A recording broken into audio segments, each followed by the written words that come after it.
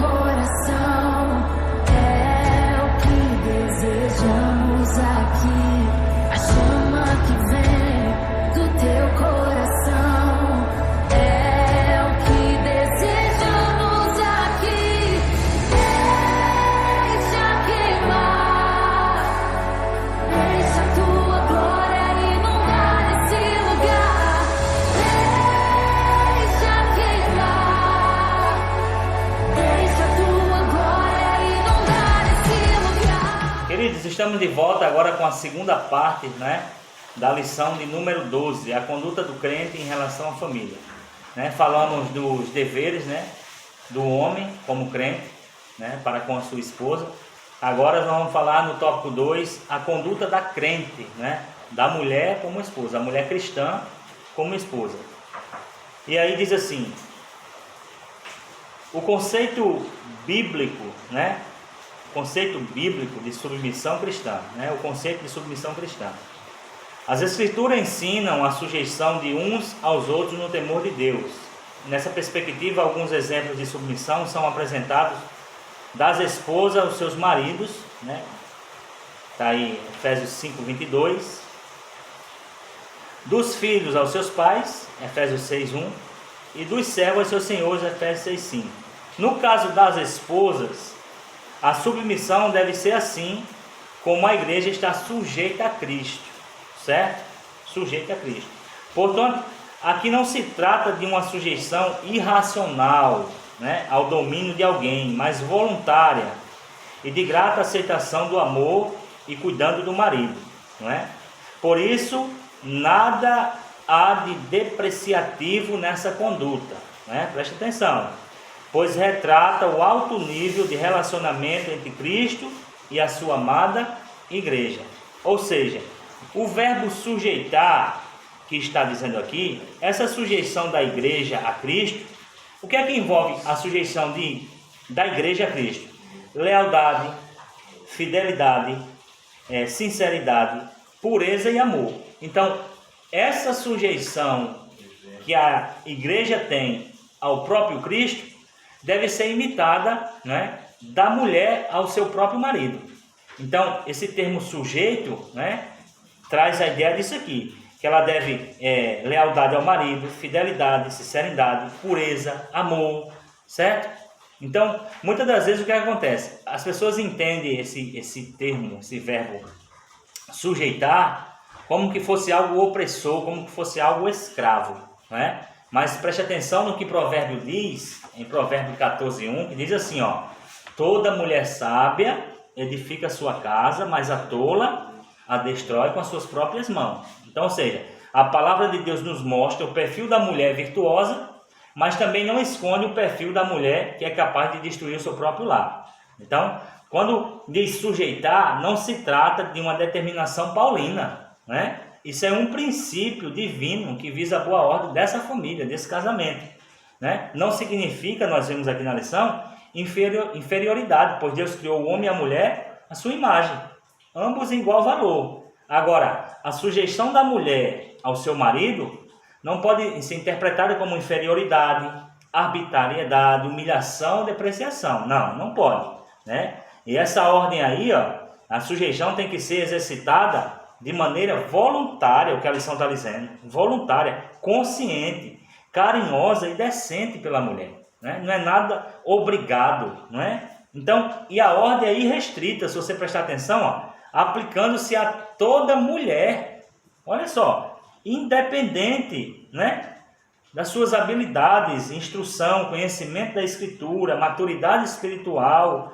ou qualquer outras qualificações em relação ao seu marido. Ou seja, a mulher pode ser formada e o marido não, a mulher pode estar à frente no ministério, do círculo de oração, e o marido não ser, nem obreiro na obra, mas essa sujeição tem que existir. Você pode ser, a mulher top, é formada, lidera grupos na igreja, canta, ensina, sei lá, mas essa sujeição ao seu marido tem que existir. Por quê? Porque foi estipulada, foi determinada por Deus. E olha como o versículo diz lá, essa sujeição tem que ser uma sujeição como ao Senhor, ou seja, indica que a postura dessa mulher de sujeição ao marido é um ato de obediência a Deus, né? É um ato de obediência a Deus. Então veja só, é por aí. Vamos ao tópico 2. A condição da mulher cristã. Na cultura judaica, a mulher ocupava a posição secundária e era parte da propriedade de um homem. Olha só, na sociedade grega, as mulheres eram tratadas como inferiores, né? E esposas eram escravizadas. No Evangelho de Cristo, as mulheres alçaram posição de dignidade igual aos homens. Ao conversar com a mulher samaritana, Cristo quebrou paradigmas da época e se opôs ao preconceito e à discriminação. Portanto, a mulher cristã desfruta de plena liberdade em Cristo e não está sujeita a nenhum sistema de escravidão, né? Como nós falamos, a condição, né, bíblica para uma mulher, né, servir a Deus e a seu esposo é essa aqui. Essa é a conduta que Deus espera de cada mulher cristã. Ou seja, como eu falei lá na primeira parte dos homens, então, você que é mulher, entenda uma coisa. Você não pode ser, nem vai ser, a cabeça do homem. A Bíblia diz que a cabeça da mulher é o homem, certo? Agora preste atenção. Se o homem é a cabeça da mulher, fazendo uma analogia entre Cristo e a igreja, né? Se o homem é a cabeça da mulher, você é o corpo, rapaz. Ou seja, você já viu a cabeça fazer nada sem um corpo? Você já viu um corpo fazer nada sem cabeça? Nos desenhos, no filme que a gente vê um corpo sem cabeça, a gente chama de mula sem cabeça, não é? Então, o que Deus quer? O que Deus quer que você compreenda? Que você é uma parte fundamental, importante também nesse processo de casamento, de família. É isso que Deus quer que você entenda. Mas Deus quer que você compreenda o seguinte, que a liderança está sobre a responsabilidade do homem, né? Então, até porque toda decisão errada que ele tomar, o pau vai se quebrar nas costas dele. Então, entenda isso aqui. Não é uma questão de inferioridade, de botar a mulher abaixo do homem, não. Olha, a mulher foi tirada da costela, a costela fica do lado, né? Eu já vi pessoas dizerem que atrás de um grande homem existe sempre uma grande mulher. Não é atrás não, é do lado. Aonde você estiver, onde o seu marido estiver, você vai estar do lado, certo?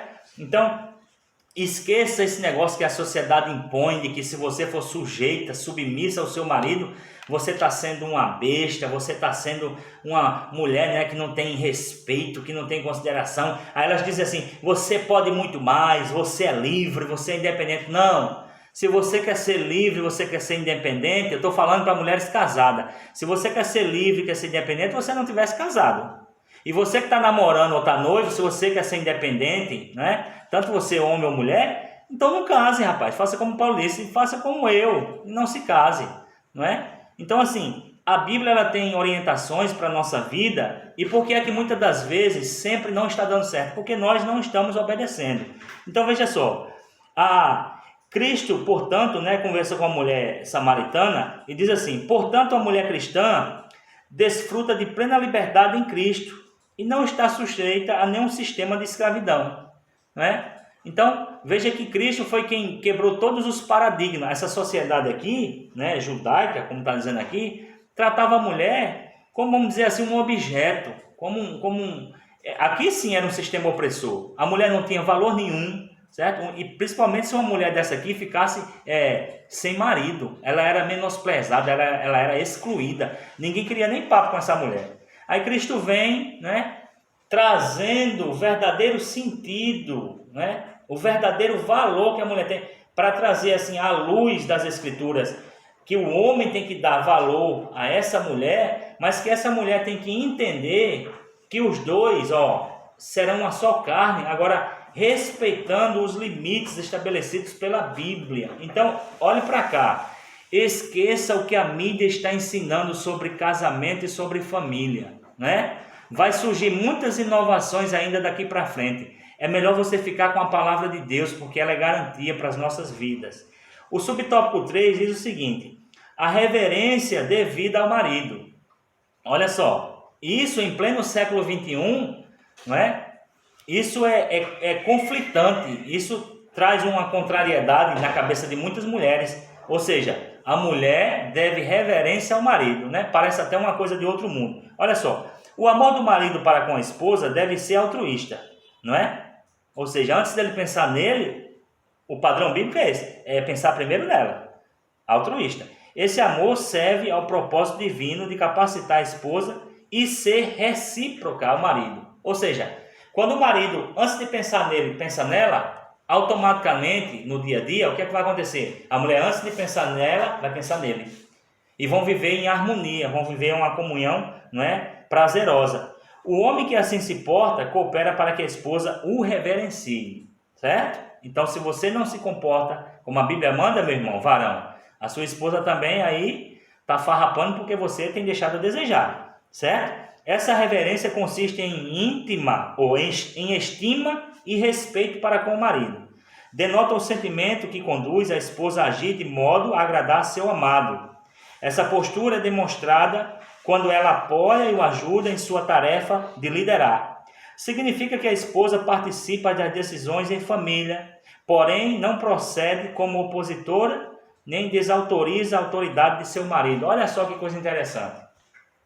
Você já viu aquelas questões que às vezes acontecem, que o marido diz assim, o marido determina algo para os filhos e a esposa vai lá e desfaz tudo que ele fez? Olha só, por isso que dá conflito, certo? Porque ela tem que respeitar. Por mais que o marido tome uma decisão concernente aos filhos e não seja correta, não seja legal, ela como uma ajudadora, auxiliadora, como uma mulher que sabe o seu lugar, ela vai deixar aquela disciplina ser aplicada, depois ela vai chegar no marido e vai dizer, olha, você extrapolou, não era para ser assim. Isso é ser auxiliadora. Isso é manter o casamento, né, e fechar as brechas para que o inimigo não entre e não bagunce a tua casa, não bagunce a tua família. Então veja só, em 1 Pedro, capítulo 3, do verso 1 ao 2, olha o que é que diz. Igualmente vocês, esposas, estejam sujeitas, cada uma ao seu próprio marido, certo? Às vezes a gente se sujeita a cada coisa, né? Mas ao seu esposo, às vezes você não quer se sujeitar. Para que se ele ainda não obedece à palavra, olha que ensinamento. Seja ganho sem palavra. Aqui Pedro está deixando uma ênfase para a mulher que o marido não é crente ainda. Olha só. Cada um a seu próprio marido para que ele ainda, se não obedece à palavra, seja ganho sem palavra alguma, por meio da conduta de sua esposa, ao observar o comportamento honesto e cheio de amor que vocês têm. Ou seja, uma mulher temente a Deus, ela é capaz de influenciar a vida espiritual do marido e de seus filhos.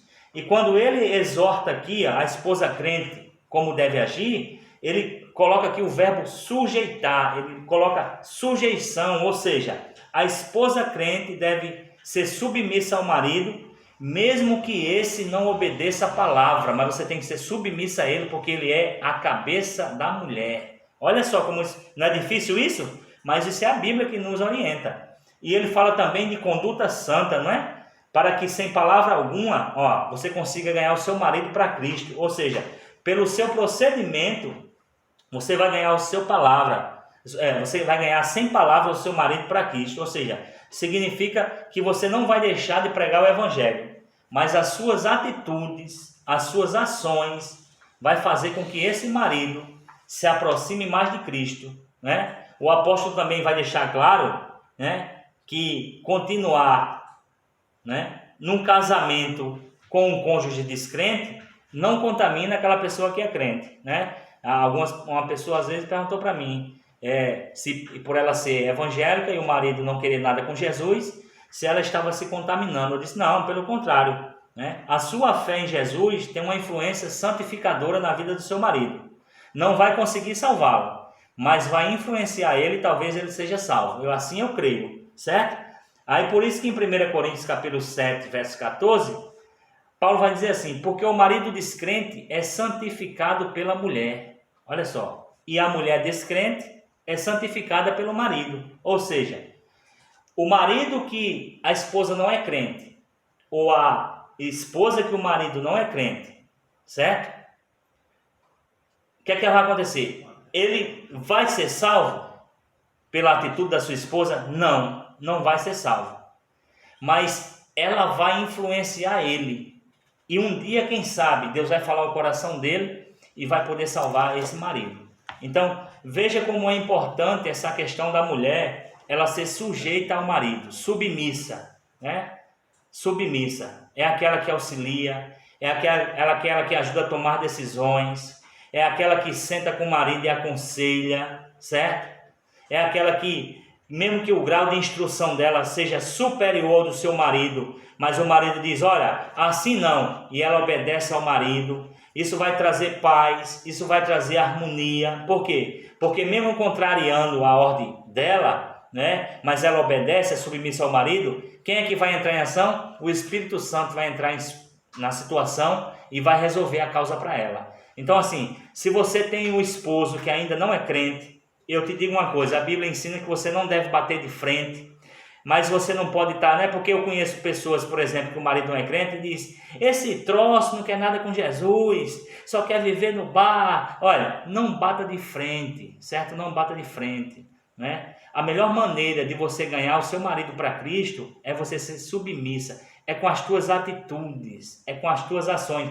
A gente ganha as pessoas para Cristo mais com as nossas atitudes do que com as nossas palavras, entendeu? É isso que o apóstolo está ensinando. Então, fique com esse conselho. Se você quer viver bem em família, que você quer ter um casamento abençoado, aprenda a ser submissa, aprenda a ficar no seu lugar. Deus nos deu, tanto ao homem e à mulher, 2 ouvidos e uma boca, ou seja, é para a gente ouvir mais e falar menos. E o salmista disse assim, uma vez falo Deus, 2 vezes a ouvir, que o poder pertence a Deus. Então, isso é tudo ensinamento para você, mulher cristã, que está passando aí peleja no seu casamento, sabe por quê? Porque simplesmente você não sabe ficar calada, não é? Como é difícil, não é difícil para a mulher? Às vezes ela está certa na questão, mas ficar calada. Mas se você ficar calada, você está sendo submissa ao seu marido. Então, seu marido vai dizer, como é que pode? Ela mesmo tendo razão, ela baixou a cabeça, ficou calada. Então, assim, você vai ganhar o seu esposo para Cristo. Isso aqui tudo é ensinamento, né, do comportamento da mulher, que é sujeita, é submissa ao seu marido. E se você fizer assim, eu lhe garanto que a sua vida, o seu casamento vai ser transformado. Agora, se você agir como a mulher tola, você vai destruir a sua casa, né? Mas você é sábia, você é salva, você é sal, você está edificado na rocha. Então, a mulher sábia edifica a sua casa. Então, em pleno século XXI, que as famílias estão sendo destruídas, eu te dou um conselho. Aprenda a edificar a sua casa.